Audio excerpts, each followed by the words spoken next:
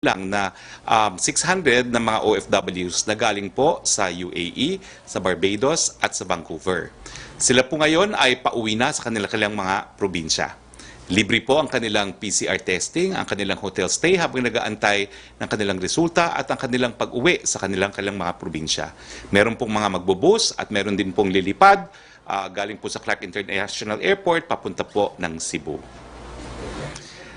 Maraming salamat nga pala po kay Secretary Vince Dizon at congratulations kay Secretary Bebot Bello.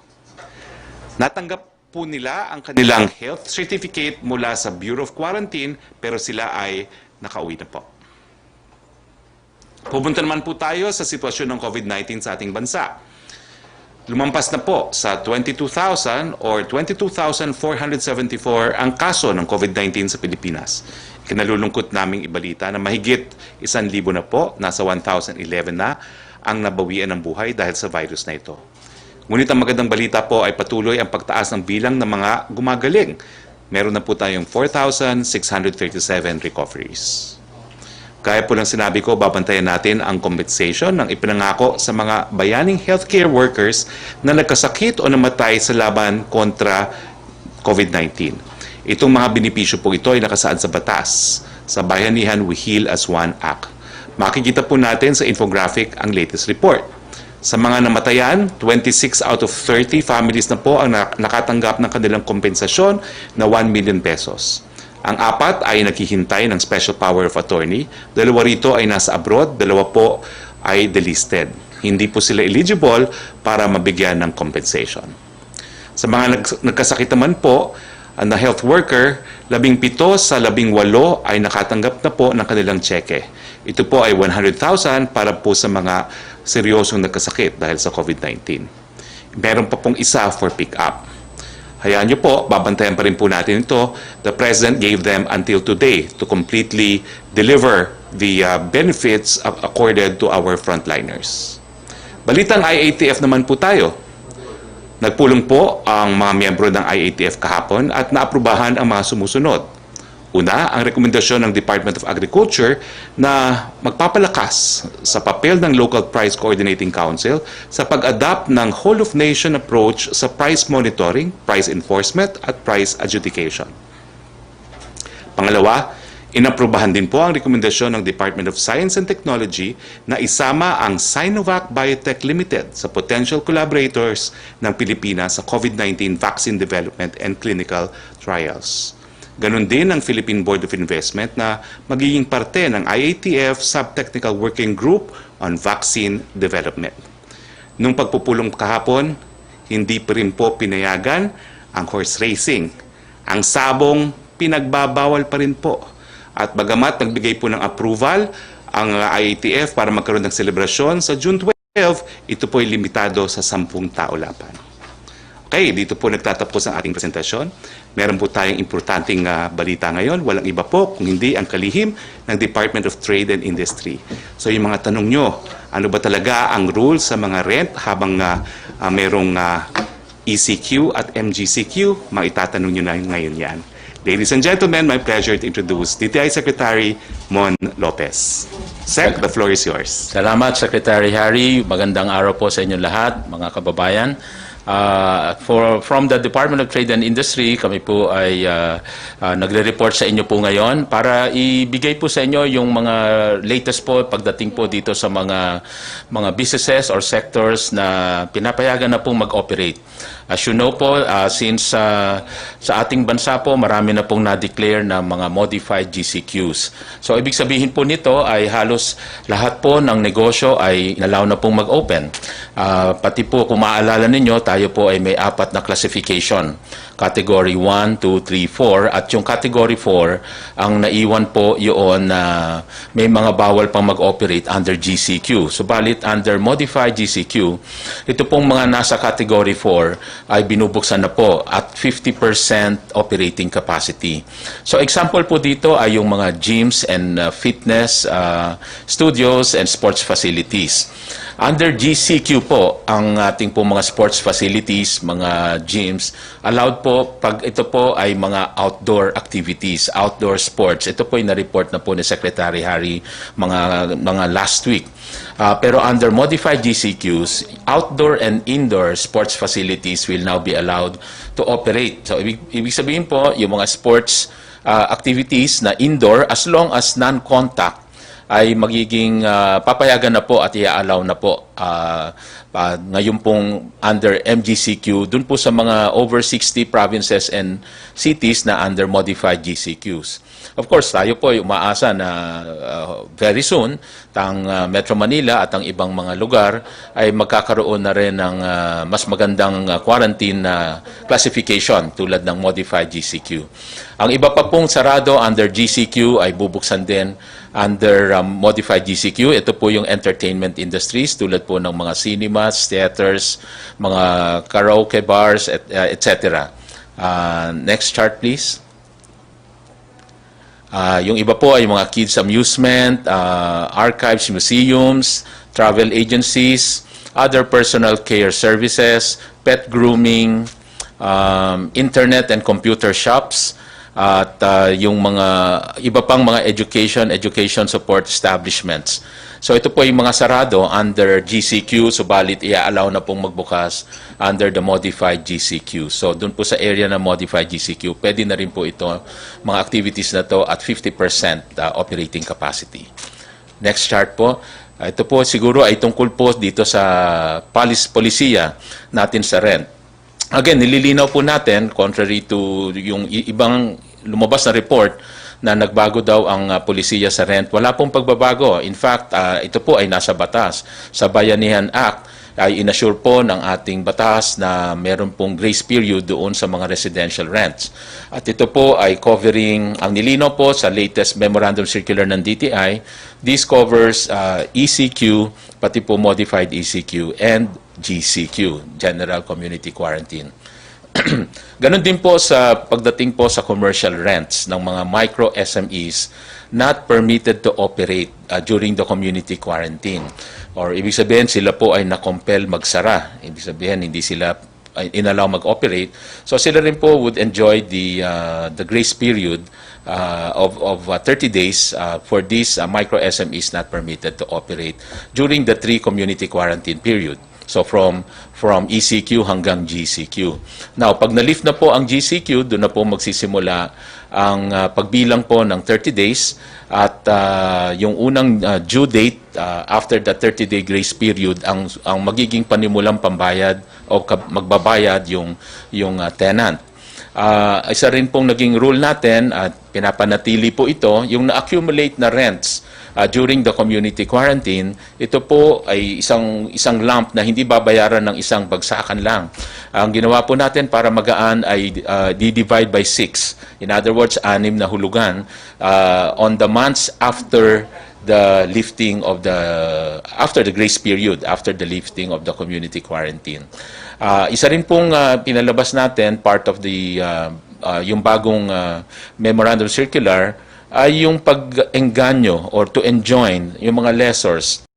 Dahil ina-expect po natin na hindi pa malakas ang balik ng mga consumers at ang market, kaya po since medyo weak pa ang demand itong mga darating na buwan, in-encourage po natin ang mga lessors na sana'y magbigay po ng concessions, ipagpatuloy ang kanilang suporta dito po sa mga micro SMEs para po either mapababa, mabigyan ng discount o kung pwede, i-waive na rin muna yung mga rents po ng mga micro SMEs.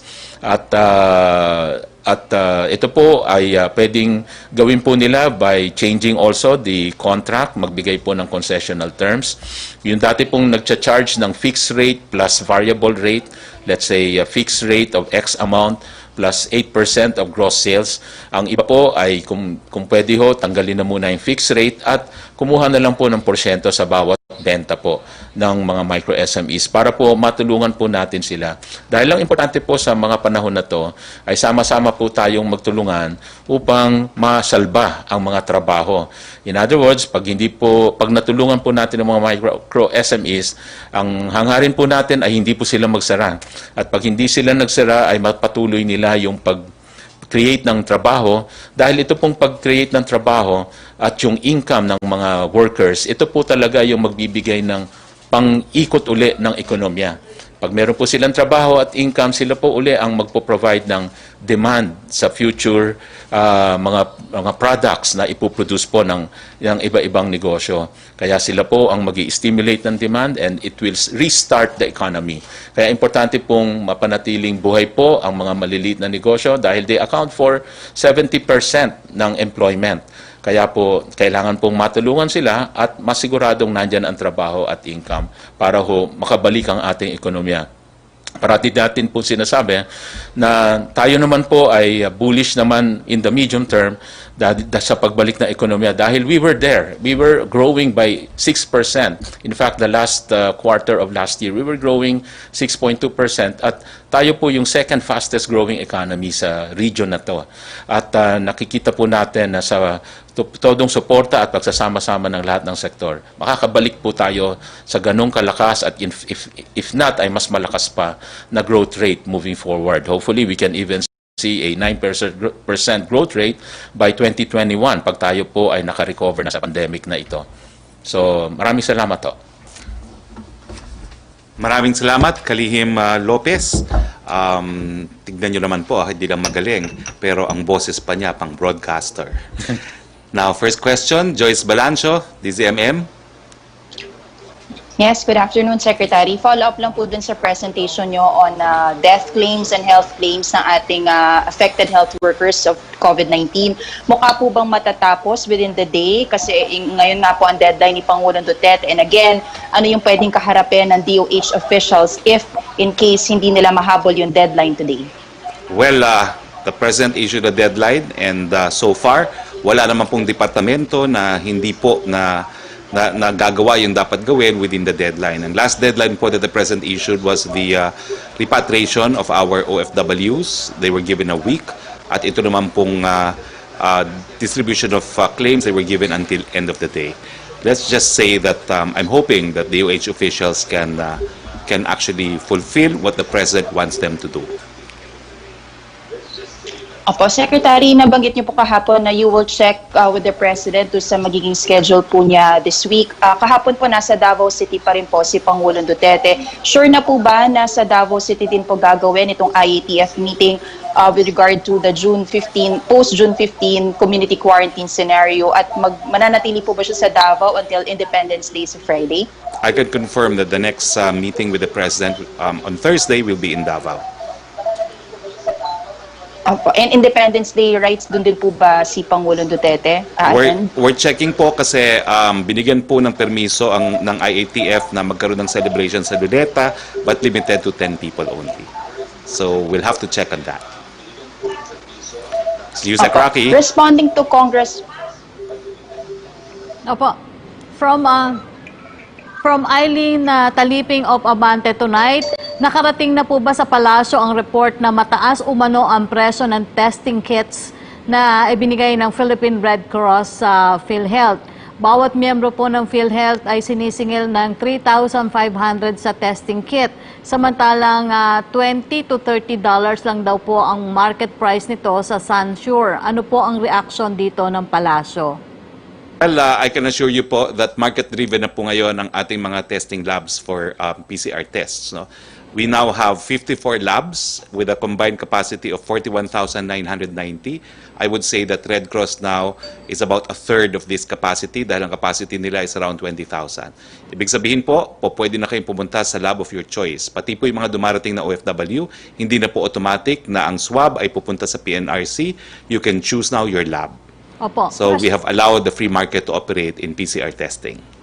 Question from Rose Novenario ng Hataw. Ano po ang reaksyon ng palasyo sa pahayag ni dating DICT Undersecretary Eliseo Rio Jr. na sinibak siya sa pwesto matapos questionin ang umano'y pagpili sa staysafe.ph bilang official contact tracing app na kulang ang kakayahan na gampanan ang contact tracing sa 7,100 islands sa buong bansa at magagamit lamang ito sa mga bagong modelo at 3G capable cellphones. Kaibigan ko pong malapit itong si Yusek Rio, magkatabi po kami ng 1 taon sa mga cabinet meetings. No? At nung inanunsyo ko na tinanggap na po ng presidente ang kanyang resignation, tinawagan ko po siya at wala naman po siyang nabanggit na kahit anong sama ng loob. No? So medyo nasurpresa rin po ako sa kanyang declaration dahil I distinctly remember nang sabi niya talagang gusto na rin niya magpahinga. And besides, yung kanyang resignation po was really tendered to the president and therefore, it is up to the president to accept his resignation or not. It was accepted. So hanggang doon na lang po yan. Ang second question po ni Rose, ano daw po ang proteksyon na taong gagamit sa naturang app kasunod ng ulat na maaari itong gamitin sa umano'y pag-espiya ng pamahalaan, lalo na't minamadali ang pagpasa ng anti-terror bill? Well, meron pong sapat na safeguards, no? Dahil pati yung ating cyber libel law will be the ultimate protection for the people. So kapag ginamit po yan for espionage, po pwede po yung maging basihan for criminal prosecution. And please, si Trish Tirada. Good afternoon, Secretary. So my first two questions are for you and the last one, a very brief one lang for Secretary Mon Lopez. Yes, so sir, please. let me start, sir. Yesterday, there were DOH reported that there are more than 300 fresh cases of COVID-19. And sir, napag-usapan po ba ito sa IATF meeting? And na-discuss din po ba yung likelihood of easing further easing the restrictions come June 15 or possible na pagbalik sa ECQ if the cases continue to increase po? As I said po, no, lahat ng decision ng IATF, whether or not to graduate to the next regime, in the case of Metro Manila, to MGCQ, is always dependent on data. Tinitignan po natin ang case doubling rate, tinitignan po natin ang critical care capacity. Kapag ganyan pong tumataas, well, siyempre po, may posibilidad na hindi po tayo mag-graduate to the next phase. No? So I have said yesterday that we have to look at the data of Metro Manila and Cebu City very carefully. And bukas po ang pagpupulong ng IATF on what will happen on June 16. If the trend continues, either magpapatuloy po siguro ang GCQ or baka babalik sa modified ECQ. No? Ganun lang po yun. Because all classifications are flexible depending on the data. Okay. Secretary, there was a report over the weekend about some mothers in Taguig complaining about how the police treated them. Very briefly, no, yung scenario was something like the mothers were out in the park with their children to get some fresh air for a quick walk. And then nilapitan po ng police, based on the story, parang sinigawan sila and they didn't like the treatment. Sir, does Malacanang have any reminder to the police, especially in enforcing laws, on how they should be? Okay, nawala ka, Trish, or, no? Pero kumbaga, sir, kung paano nila dapat tinatrato yung mga tao? well, alam mo tayo, we are a government of laws po. Kinakailangan sundin ng batas. At ang mga kapulisan po, sako po sila ng tinatawag nating Code of Conduct, yung sa Longa Law na tinatawag, na kinakailangan tratuhin nila na may respeto ang lahat. No? So kung meron pong mga reklamo, pwede po kayo magsampa ng reklamo, either sa PNP mismo, sa IAS ng PNP, o di naman kaya sa pleb ng lokal na pamahalaan. Alam ko po, hindi ko konsintihin yan ni Mayor Cayetano kung makakarating sa kanyang atensyon. Secretary, thank you. May go to Secretary Lopez po. Yes, please. Yes. Secmon, I remember the President warned everyone against buying masks online. So do we have reports na yung mga ito pong binibentang masks online, are they fake? And what are the, kumbaga nakikita natin, sir, common modus operandi nitong, kumbaga, mga nanloloko po about face masks? And reminder probably to the public, sir, about it. Well, yes. Una-una, yung mga nahulihan ay maraming cases yung profiteering. At yung iba naman po ay yung actually more of a scam. After maghulog or magbayad ng mga buyers ay wala pong dineliver ng mga produkto. So lahat po ito ay na-attendan ng mga taga DTI, kasama pong composite team natin, composed of the PNP, CIDG, pati po ang NBI. Kaya po marami po tayong mga naaresto na, kulang sa 500 na. ang mga naaresto sa sari-saring mga kaso, both online at saka pati po sa brick and mortar, yung regular na tindahan, sa mga kaso po ng profiteering and hoarding. Ito po ay naging malaganap lalo na po nung mga kasagsagan ng ating pong lockdown. Pero masabi po natin na ang supply po ngayon ay gumanda-ganda na. In fact, gumanda na rin ang presyo ng mga mask at ang availability po nito sa mga drugstore, even sa 7-Eleven or mga iba pang tindahan ay available na rin. At in fact, nilakihan po natin yung allowable. Dati 5 pieces maximum, ngayon 10 pieces na dahil confident tayo sa dami naman po ng supply ng mask. Okay. Yes. Thank you, sir. Thank you, Yusek po. Roque, thank you. Fish. Question from Tuesday New ng DZBB, sabi daw po ng palasyo at ng mga mambabatas, hindi apektado ng nabiting Bayanihan 2 yung second tranche ng SAP, kaya dapat ibigay na dahil andyan naman daw po yung pondo sa DSWD. Pero si Director Dumlao ng DSWD naninindigan na hindi nila maibibigay ang second tranche hanggat wala yung Bayanihan 2. Ano daw po ang komento ng palasyo?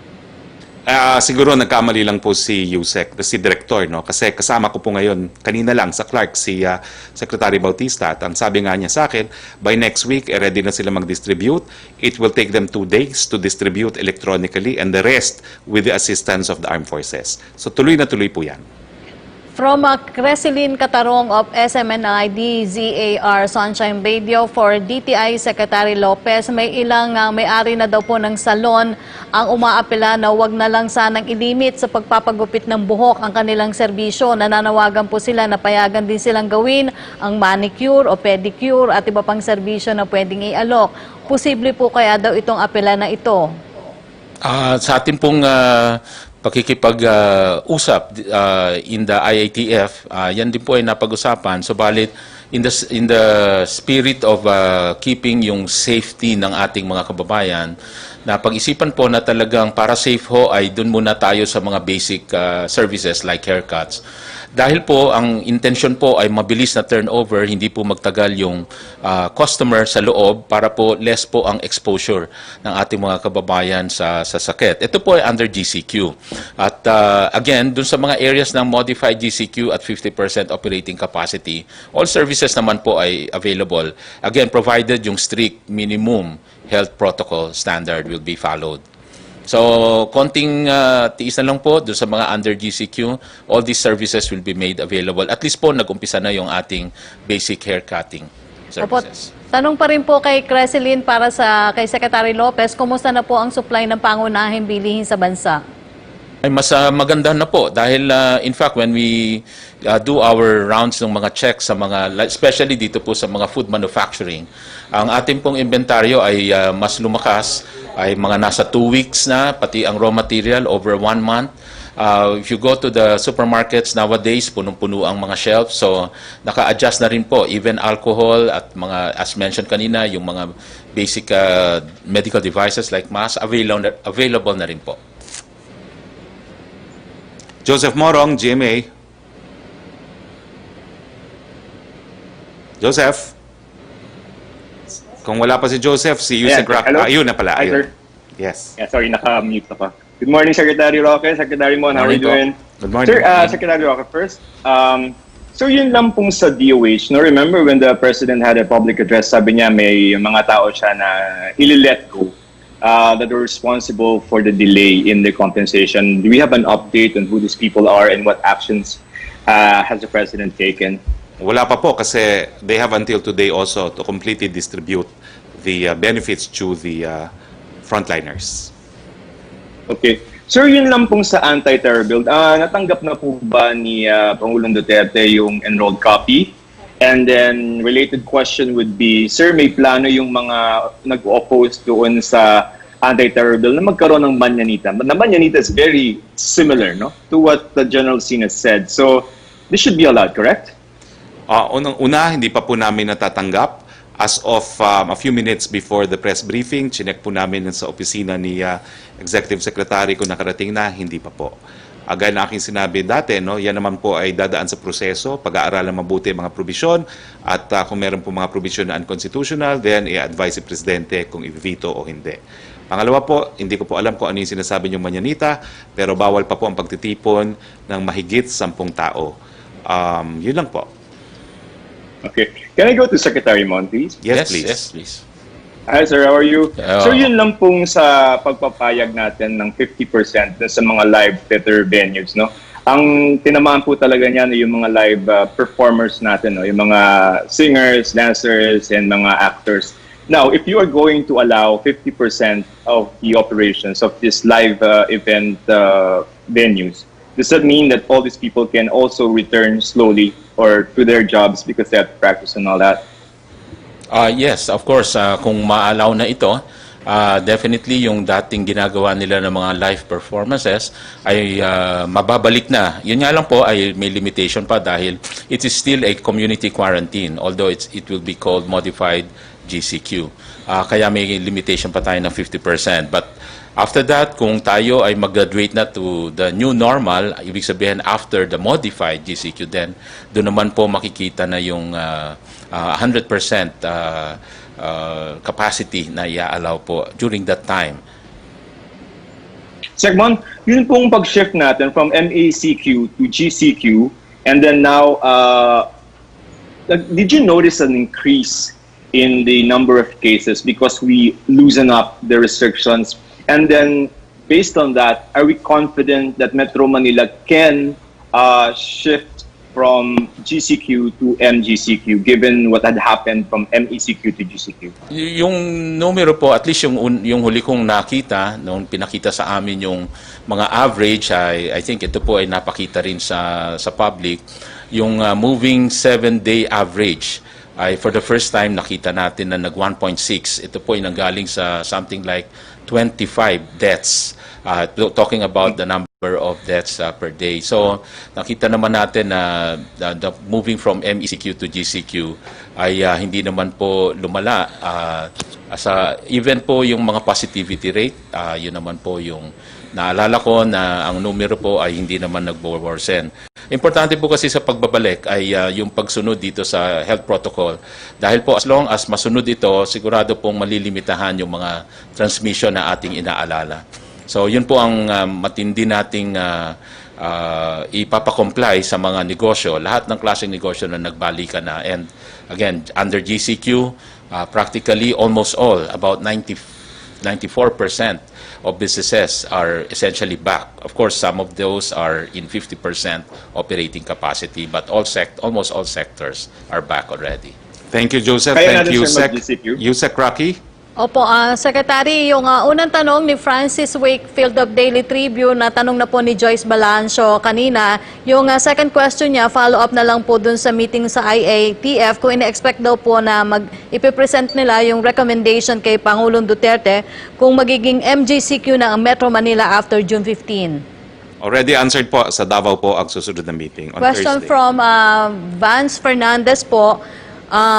Sa panukalang terrorism bill, don't you think that there will be an abuse daw po sa police power? Kasi instead daw po of a solution, innocent people might be classified as terrorists and the effect is to allegedly to declare martial law. Any reaction daw po dito?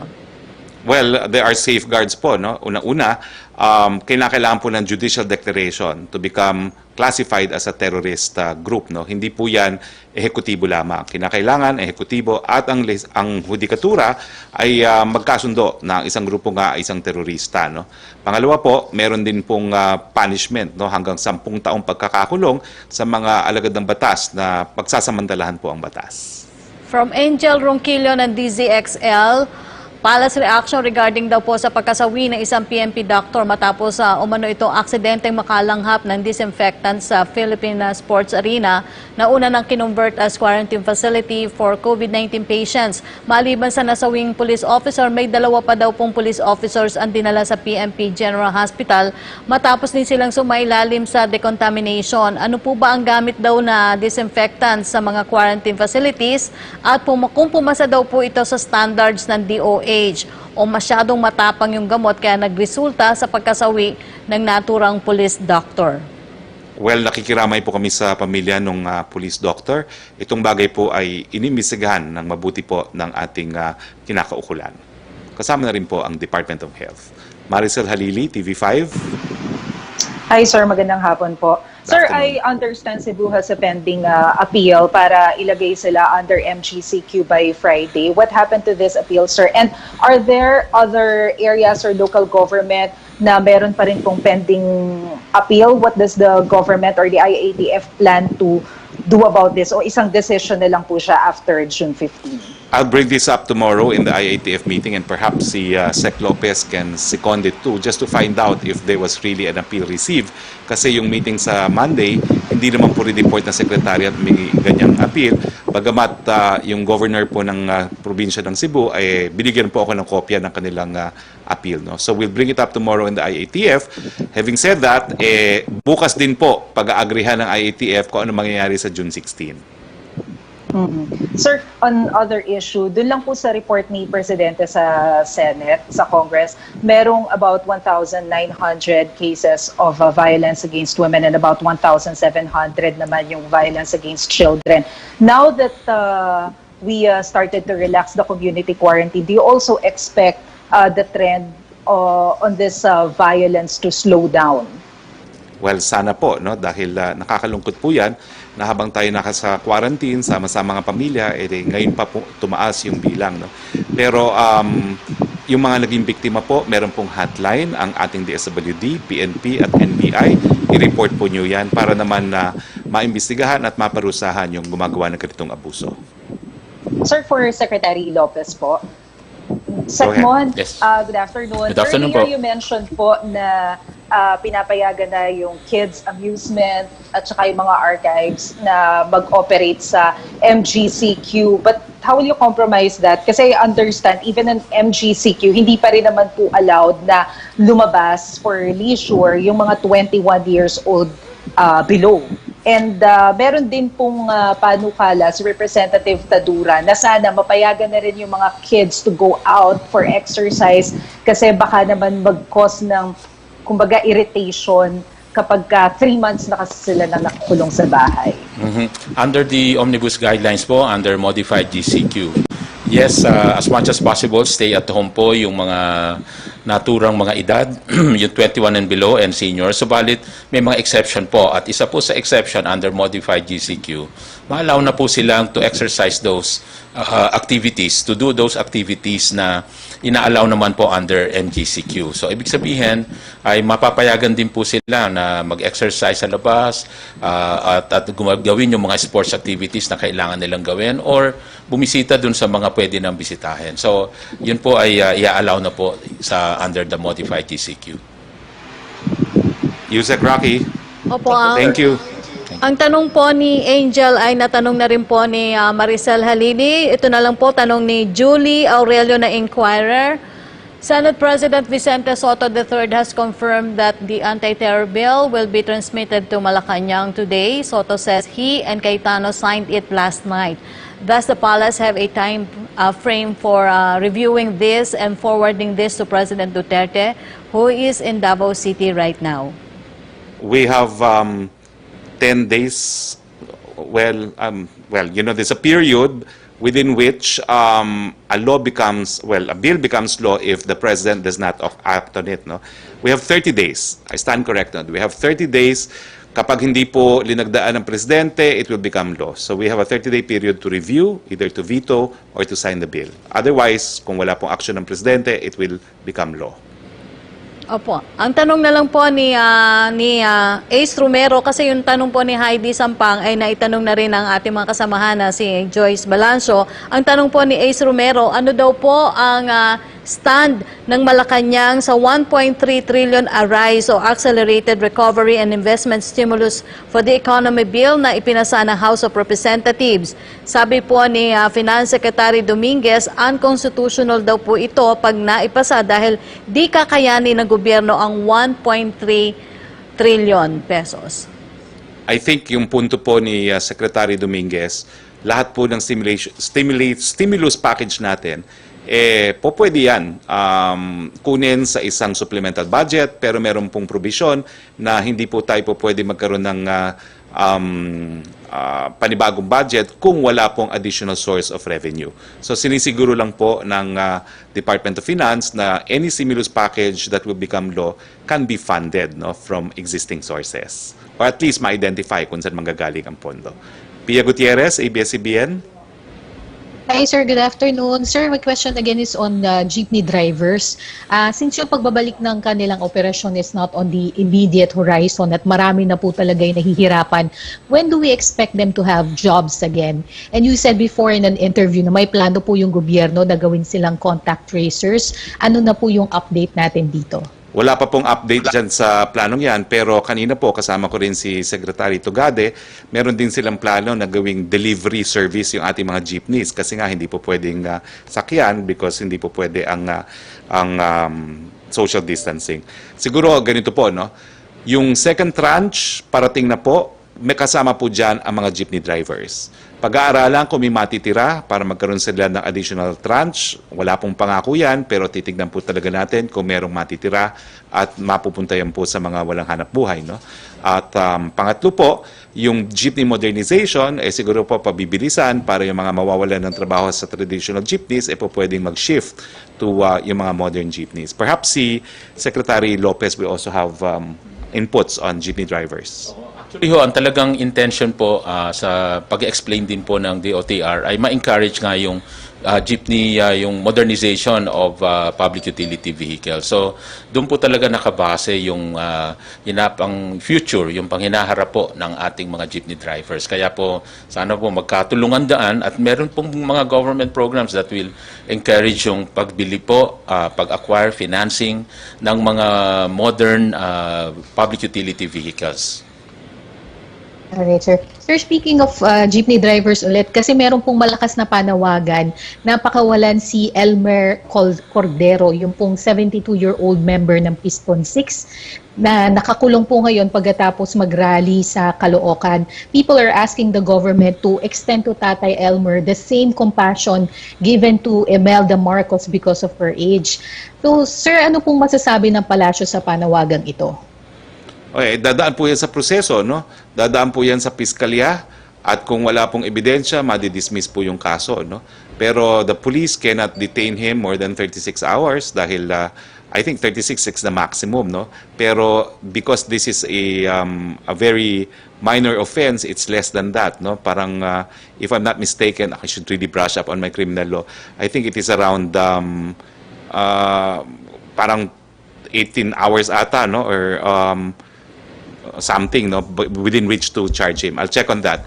Pero he has to be charged. So it is 12 hours or 18 hours or 36 hours, no, dapat i-charge siya. Kung hindi po siya na-charge, dapat palayain na rin. Pero tingnan po natin kung may ebidensya, no. Ang nangyari po, sir, parang pinakawalan po yung mga kasama niya pero siya hindi po kasi parang mayroon pa daw siyang mga pending cases. Estafa po yata, sir. Dun sa 6, sir, 2 na lang po sila natitira. Kasama po siya na 72 years old at mayroon pa pong sakit daw po na hernia. Titignan po natin yan, no? Kasi regardless of your age, kapag may pending case, kinakailangan harapin yung kaso. Magkakaroon lang po yan ng clemency if he's found guilty. So meron tayong provision that the court can recommend pardon, no? Or parole to senior citizens. Sir, last na lang po kay Secmon Lopez. Sir, may data na po ba tayo on the effect of the community quarantine on Philippine industries? Like kung ilan na po yung mga negosyo na nagsara na. And so far, sir, may nakita na po ba tayong effect ng implementation ng general community quarantine for these businesses to at least recover? Yung doon sa nagsara, base lamang sa isang survey na in-extrapolate. So, hindi rin masasabing reliable yung data. Pero hanggang maaari, tayo po ay, kaya nga meron po tayong mga inilalatag na mga stimulus package para ho talagang mag-provide ng mga bridge loan, loan facilities, working capital requirement for the working capital requirements ng mga negosyo na ito para po hindi magsara at mapanatili, masave yung mga trabaho. So yun pa rin po ang ating mindset sa ngayon, maiwasan tong pagsasara at pagkakaroon ng bankruptcy ng mga maraming kumpanya, lalo na po sa mga micro SMEs. So, yun po. Hanggang matapos yung ating survey, doon lang tayo makakapagbigay ng report. Yusek Roque? Salamat. Opo, from Thank you. Randy Canedo, ito po ay sa Dabig C News. Tanong po, bakit sa mga probinsya ay parang hindi daw po GCQ, mga angkas at habal-habal daw po ay grapal. Pwede po bang malinawang kung ang order na bawal ay ang angkas ay sa Manila lang o sa Luzon lamang? Sa lahat po ay pinagbabawal pa rin ang habal-habal, ang backride. No? Tinatawagan po namin ang kapulisan, kinakailangan po hulihin ang mga naka-backride at para po sa mga lokal opisyal na pumayag sa mga backride, magkakaroon po kayo ng pananagutan kay Secretary Anyo. From Question? Chris Mundo ng PNA, for Secretary Lopez, may update na po daw sa prospect investors natin on rapid test kit makers. Meron na bang investors in which medyo advanced na yung discussion with BOI? Hindi po yung sa amin po, so far, hindi ko po na-meet pa yung mga prospects dito sa rapid test maker. Pero ang mga na-meet po namin, marami po tungkol dito sa ventilators, sa mga PPEs, coveralls, at pati din sa face mask. Dumami na ho. In fact, yung capacity, let's say, ng face mask dati, halos 2 million lang tayo a month. Ang capacity ngayon, we can come up with about over 20 million mask per month capacity. Sa ventilators, mag-uumpisa na rin po yung mga 3 kumpanya na nag-indicate na mag-uumpisa sila ng ventilator manufacturing dito po sa atin. Pati yung coveralls, nag-umpisa na rin. Meron na tayo yung Confederation of Wearable Exporters, 10,000 a day capacity, kaya nila yung 300,000 a month. At sila po ay nag-o-offer na rin. In fact, nagsusupply na sila sa mga iba-ibang ospital at nag-o-offer na rin sa gobyerno ng mababang rate dahil they are selling it at cost. Opo, ang follow-up question niya, will you still pursue DTI's recommendation to have additional 5% tariff on all imports as a fundraiser since the ARISE bill requires 1.3 trillion to fund government's COVID-19 response efforts? Bali ho, nung huling meeting po namin tungkol dyan ay isinatabi muna. Hindi po muna pinursu yun dahil we were told na meron pang mga ibang sources. So ngayon po ay hindi po naka-agenda yung panukala na yun, yung proposal na yun. Yes, Melo Acuña. Good afternoon, Secretary Harry. Good afternoon. Nice seeing you again. I just have several points for Secretary Mon Lopez. Go ahead. With your indulgence. Please. Yeah, Mr. Secretary, sapagkat marami pong mga OFW na nawala ng trabaho, ano po ang pwedeng hanap buhay nilang pasukin? Anong kalakal ang pwede nilang pagtuunan ng pansin? Pangalawa, yung pong BPOs, problemado rin. Ano po ang sitwasyon ng BPOs ngayon? May kinabukasan pa bang makabawi sila? At yung pong airline industry, meron po bang humihingi na sa inyo ng tulong for subsidies? Thank you very much, Mr. Secretary. I wish you the best. Okay, salamat po, Mr. Acuña. On the OFWs, sa totoo lang, hindi ho automatic na magnenegosyo sila. Subalit ang DTI nakahandang magbigay ng training at para sa pag-livelihood, pag-nenegosyo sa kanila. So we always do yung entrepreneurship education. Kasama na doon, kasunod doon yung livelihood seeding program na pwede silang ponduhan sa isang maliit na livelihood project para ho may mapagsimulan uli sila. Pero kung ang nais nila ay magkaroon ng iba pang livelihood, normally ho, ang ginagawa rin po, another option would be yung reskilling, retooling. It could be another training. So dito naman po papasok ang TESDA kung ang hanap po nila ay employment. At sa marami naman pong inaasahan natin magbubukas ng mga opportunities pa ng trabaho tulad ho, yung mga recently, ang mga lumakas na negosyo. Nandyan pa rin yung trabaho. Maraming nawala, huminto, pero merong mga inabuhay ng anak na negosyo tulad doon ng delivery, yung e-commerce, isa hong negosyo, sektor na lumakas, halos lahat ay pwede nang ma-deliver. So ibang uri ng pagnenegosyo ang mga nade-develop sa iba-ibang panahon. So at ang atin pong Small Business Corporation nagtabi rin po mula sa kanilang budget ng pampautang isang pondo para ho sa mga OFWs para meron din silang mapapahiram dito sa sector na to. By the way, yung programa po na nilaunch ni Presidente, itong pondo sa pagbabago at pag-asenso, nireorient po natin para dito sa COVID-19. Nag-umpisa na hong nagpautang, meron na hong mga over, I think, 300 borrowers na process at may mga 18 million na po na naumpisahan na mapahiram itong mga COVID-19 affected micro SMEs, no. Tapos dito naman po sa BPOs, just to let you know na hindi po sila pinabayaan even during the lockdowns. In fact, isa po sila sa sektor na considered essential. Inalaw po sila mag-operate. BPOs and exporters. Yun nga lang po, ni-require natin sila na provide accommodation and shuttling services sa kanilang mga employees. And finally, yung sa airlines po, wala pa ho sa amin, like to me personally, na mga lumapit na mga grupo, malamang po ang nilalapitan po nila ay ang DOT at ang Department of Finance.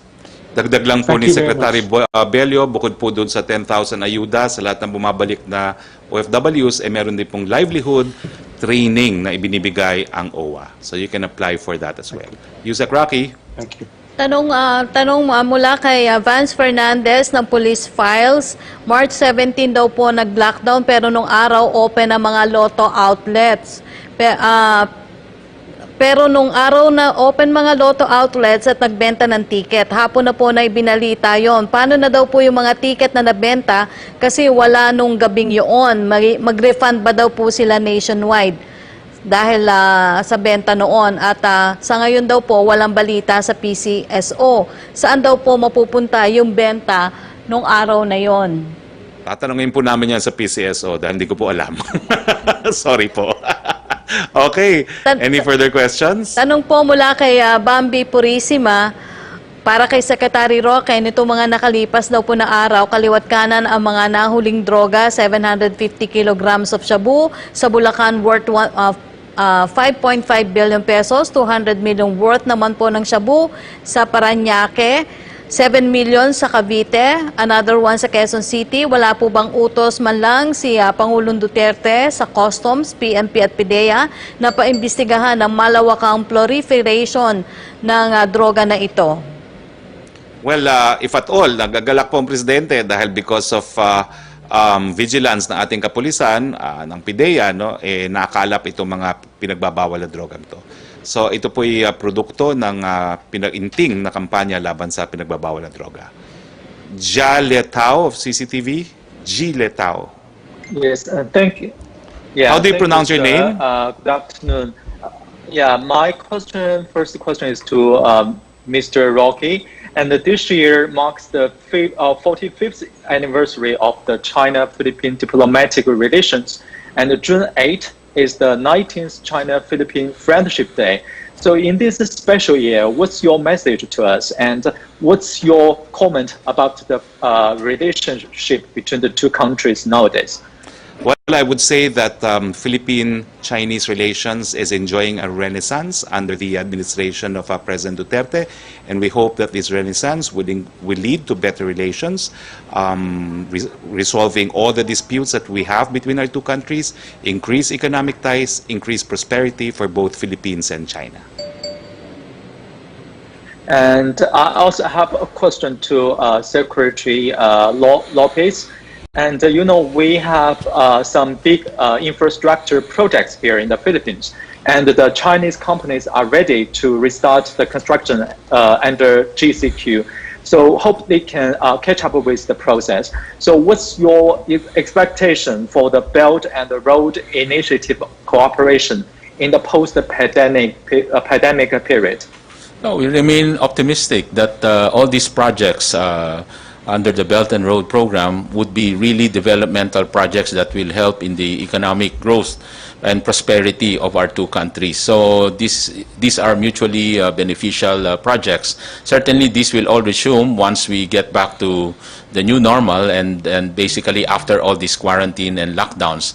As you know, we have also given extra priority to these projects because they are labor-generating projects, the infrastructure projects. They were even allowed under the MECQ on a limited scale, and more lenient on the GCQ, where all construction projects are now allowed. So we expect all these projects to be pursued relentlessly.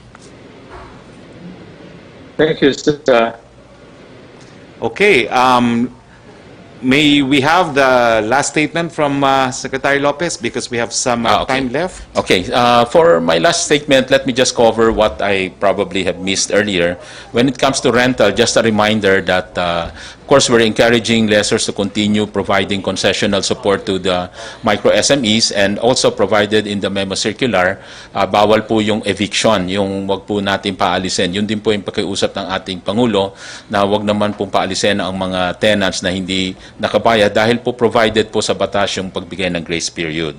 Pangalawa ho, kahapon ho, may narinig kami na balita na meron daw isang nahuli na isang nag-violate or maybe drug addict, no? Addict, hindi po sure, pero at meron na-issuehan daw po ng DTI IATF ID. So pinatrace po namin, ito po yung ID na ni-report kahapon. At just to let you know na I think yung ID po niya, una-una ay fake, no? Fake ID. Kasi tinrace din namin yung pangalan, wala po sa database.